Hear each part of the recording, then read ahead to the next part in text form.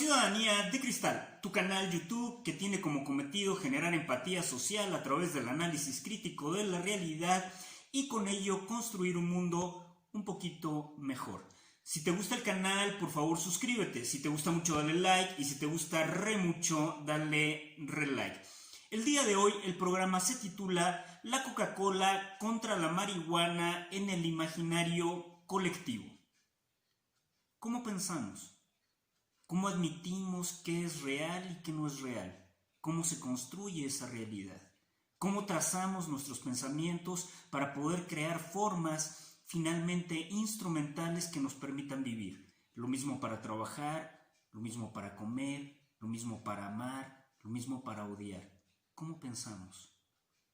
Sin duda alguna, el imaginario colectivo, como señala Edgar Morin, tiene que ver con todas nuestras aspiraciones, anhelos, frustraciones, deseos, preconcepciones, prejuicios, relaciones de orden religioso, relaciones de orden material, relaciones de orden horizontal a través de nuestra propia interacción con los seres humanos, con los otros seres humanos. No construimos realidad a partir de la nada. Necesitamos referentes. Nuestros propios referentes son nuestro entorno dentro de los seres humanos. Y ello nos lleva a construir dentro de la imaginación ese basamento, esa estela importante de desarrollo social que se conoce como imaginario colectivo, que todos los días puede cambiar, que todos los días se puede nutrir, ya sea a nivel de la política, ya sea a nivel de la religión, ya sea a nivel de nuestras relaciones culturales, a nivel de nuestra educación, a nivel de nuestro desarrollo científico y a nivel de nuestra interacción simple y sencilla en el mundo de lo cotidiano. Así se construye. Y finalmente, estas construcciones no están exentas de intereses, es decir, hay intereses detrás de las construcciones sociales dentro de la imaginación para tratar de entender o tratar de asumir o tomar una realidad o crear una realidad.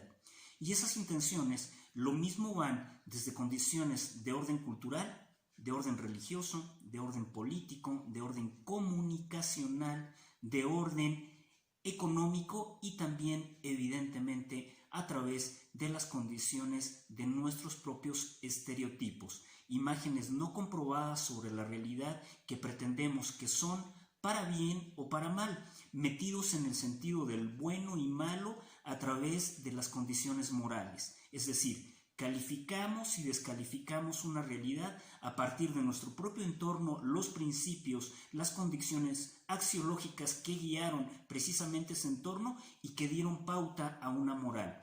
Puede haber moral que se desprenda de la política, puede haber moral que se desprenda de la cultura, puede haber moral que se desprenda de la educación, hay moral que se desprende de la religión y evidentemente no son uniformes, es decir, tantos principios morales de desarrollo y entronización social no se mantienen de manera uniforme y tampoco inalteradas.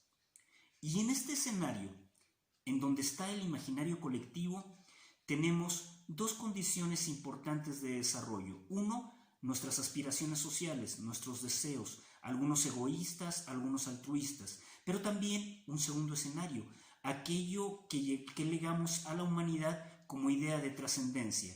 Tú deseas trascender, creas un libro, creas un legado de diferente tipo, tienes un hijo, tienes una familia, tienes un trabajo, dejas en un árbol un corazón marcado con tu nombre y el nombre de la persona que amaste. Siempre deseas trascender. Vas a la religión con la esperanza de que el espíritu no muera, es decir, con la idea de siempre estar siempre y si se puede, estar consciente de que se está. Así se juega, así se construye ese imaginario. Coca-Cola contra marihuana. Históricamente Coca-Cola, como oligopolio, construyó un imaginario. Ese imaginario tenía que ver con el progreso y la civilización. Los países industrializados tomaban Coca-Cola, sus ciudadanos vivían con ella, departían, creaban fiestas, creaban interacción social, eran capaces de reunirse a través de la Coca-Cola. La Coca-Cola de pronto también compraba la Navidad. Teníamos a figuras icónicas dentro de la condición judeo-cristiana y dentro de la tradición de la modernidad como Santa Claus, el cual llegaba de rojo, dando la tonalidad extrema de la Coca-Cola, en donde el consumo estaba guiado por esa tonalidad, pero por las condiciones importantes de entronización social. Santa Claus, la reproducción de la Navidad, la reproducción del espíritu eran apropiados por Coca-Cola. De repente también Coca-Cola era música, de repente Coca-Cola era estilo de vida, era la función básica de cómo relacionarnos en un orden civilizatorio altamente de desarrollo humano y que aparentemente nos generaba el progreso. Estar a la moda era estar en la Coca-Cola, eso era evidente. Y del otro lado aparecía la lucha contra lo que aparentemente nos provocaba necesariamente enfermedad mental, enfermedad física y enfermedad social. La marihuana, la cannabis que hoy en día Uruguay ha legalizado, la cannabis que se consume en los Países Bajos al entrar a una farmacia y tener sus propias formas de desarrollo dentro de las ciudades, que se puede lo mismo ver en un café en París, que lo mismo se puede ver en la zona rosa en México, o más aún, caminando por una calle de Polanco, la marihuana, aquella que nos hacía reír, la marihuana, la que pensábamos que podía llevarnos a ver colores distintos o a ver percepciones distintas de la realidad. Esa marihuana, ese estupefaciente en algún momento y hoy a punto de ser prácticamente de uso no solamente recreativo, sino de uso cotidiano, la satanizamos. Fuimos capaces de no entender qué pasaba con ella y un imaginario colectivo la descalificó históricamente. Habló que la marihuana era el estupefaciente que podía generar a idiotas que se reían constantemente y que no eran capaces de entender la realidad. Esto no era verdad. Los obreros en Estados Unidos nos probaban que en sus alimentos fumaban marihuana, regresaban a sus tareas de trabajo con pasividad, con armonía, con tranquilidad. La marihuana nos probaba que podía calmar a un enfermo de cáncer, que lo podía entender de tal forma y atender dentro de su propia psique que generaba pasividad, que generaba inclusive atenuar el dolor que sentía un enfermo de cáncer o un enfermo a nivel terminal.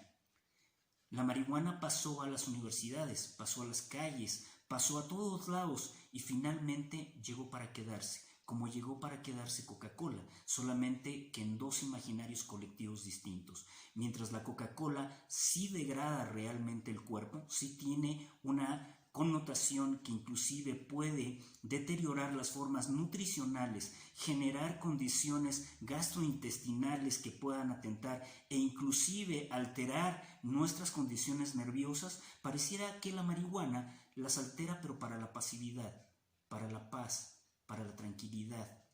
Y no se estudió nunca científicamente qué podía pasar. Hoy que el mundo se vuelca en relación a la marihuana y que tenemos un uso más cotidiano de ella, todavía no la entendemos como sustancia, todavía no comprendemos cuáles son sus alcances, aún seguimos en el limbo, pero sí estamos conscientes de las compañías y los alimentos chatarras como Coca-Cola, como los cigarrillos creados por Philip Morris, una gran tabacalera que utiliza químicos para causar adicción y generar condiciones de dependencia que hoy tienen que ver con el cáncer inmediato. Sabemos que tiene que ver con el cáncer inmediato, pero como dijo Freud, si no arriesgamos la vida, no sentimos que la tenemos. Mucha gente fuma y tiene un enemigo que no ve, un enemigo invisible, que va a los pulmones, que causa alteraciones de todo tipo y que mata. En Suecia se han perdido más vidas y se perdieron más vidas conjuntamente en España que en condiciones de pandemia a través del cigarro históricamente. La marihuana no ha sido capaz necesariamente de alterar la composición de la vida y de asesinar a las personas. Muchas personas que beben en una sustancia legalmente concebida por el Estado como es el alcohol, finalmente sucumbe ante un accidente, altera nuestros sentidos en grado superlativo. Coca-Cola contra marihuana. ¿Cuál es la mejor opción? la inteligencia, crear dentro del escenario y dentro del imaginario colectivo las relaciones de orden racional que nos permitan entender cuándo algo es, cuándo algo está guiado por intereses, cuándo algo se puede construir con inteligencia y cuándo los seres humanos estamos libres para decidir sin que el mercado, sin que el Estado, sin que la moral, sin que la religión nos enclaustre y nos lleve a la muerte. Gracias.